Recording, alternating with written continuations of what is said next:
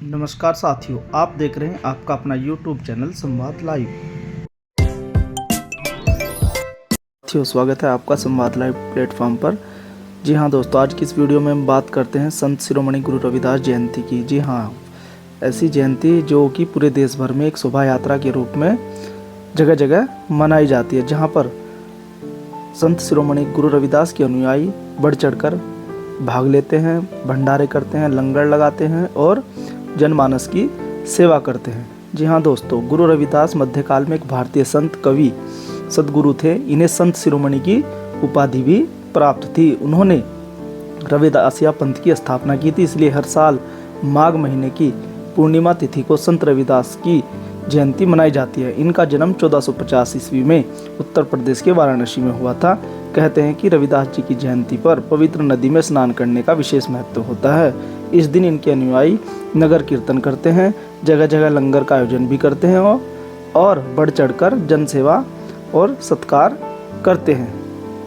साथियों, आप देख रहे हैं आपका अपना YouTube चैनल संवाद लाइव। हो सके तो हमारे चैनल को सब्सक्राइब जरूर करें और वीडियो को अंत तक जरूर देखें। जी हाँ दोस्तों, इस साल 2025 में 12 फरवरी 2025 को रविदास जयंती मनाई जा रही है, या यूँ कहे कि गुरु रविदास जी की 648वीं जन्म वर्षगांठ भी हम इस वर्ष मना रहे हैं। इस दिन संत रविदास के भक्त भजन कीर्तन करते हैं, शोभा यात्रा निकालते हैं। इसके साथ ही सामाजिक और पारिवारिक कर्तव्यों का भी पालन करने का संकल्प लेते हैं। संत रविदास जी बिना भेदभाव के सद्भाव और प्रेम से रहने की शिक्षा देते हैं। ऐसे में उनके जन्म दिवस पर उनके अनुयायी इनका संकल्प भी लेते हैं।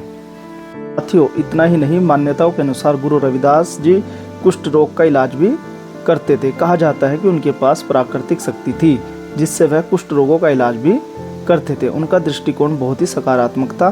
गुरु रविदास जी का विवाह श्रीमती लोना देवी से हुआ। उनका एक पुत्र जिसका नाम विजयदास रखा गया। गुरु रविदास के भक्ति गीतों को सिख धर्म की पुस्तक गुरु ग्रंथ साहिब में भी जोड़ा गया। श्री संत गुरु रविदास जी 15वीं शताब्दी के दौरान भारत के एक महान संत, कवि, समाज सुधारक और ईश्वर के अनुयायी थे।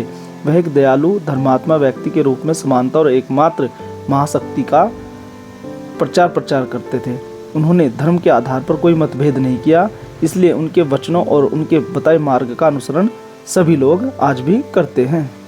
साथियों, ऐसे संत शिरोमणि गुरु रविदास ही हैं जिन्होंने कहा है कि मन चंगा तो कटौती में गंगा, अर्थात अगर हमारा मन पवित्र है तो हमें कहीं भी तीर्थ स्थान या कुछ ऐसे कर्म करने की आवश्यकता नहीं है जो कि आडंबर से परिपूर्ण हो। जी हाँ, अगर हमारा मन सच्चा है, हमारी भक्ति सच्ची है, हमारा ईश्वर में आस्था सच्ची है, तो हमें वे किसी भी तीर्थ स्थल पर जाने की आवश्यकता नहीं है। आप जो अपनी स्क्रीन पर देख रहे हैं, ये वो भक्त हैं जो गुरु रविदास जी के अनुयायी हैं और धूमधाम से शोभा यात्रा निकाल रहे हैं और नृत्य कर या अपने तरीके से जगह जगह शोभा यात्रा निकाल कर एक उपदेश दे रहे हैं कि मन चंगा तो कटौती में गंगा। अगर हमारा मन पवित्र है तो हमें कहीं भी जाने की ज़रूरत नहीं है और हम ईश्वर के सच्चे अनुयायी या भक्त हैं।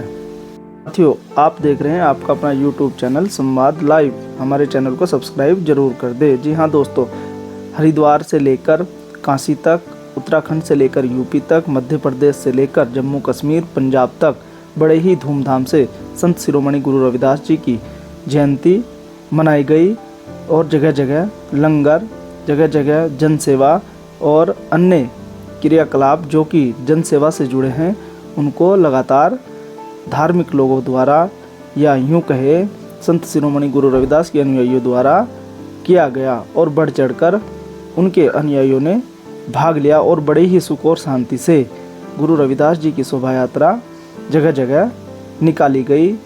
रात में कीर्तन किए गए, दिन में शोभा यात्रा निकाली गई और यहाँ तक कि मानवता जागृत करने के लिए, मानवता को स्थापित करने के लिए लोगों को एक संदेश भी दिया गया कि मन चंगा तो कटौती में गंगा। शोभा यात्राएं इतनी सुंदर झांकियों में प्रस्तुत की गई कि किसी भी झांकी में संत शिरोमणि रविदास से लेकर बाबा साहब तक की प्रतिमूर्ति और मीराबाई तक को दर्शाया गया और रथ पे बिठाकर जैसी जिसकी जो श्रद्धा उसके अनुरूप शोभा यात्रा मार्गों से निकाली गई।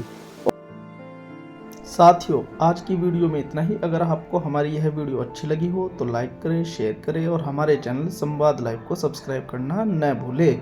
मिलते हैं अगली वीडियो में, तब तक के लिए नमस्कार, जय हिंद।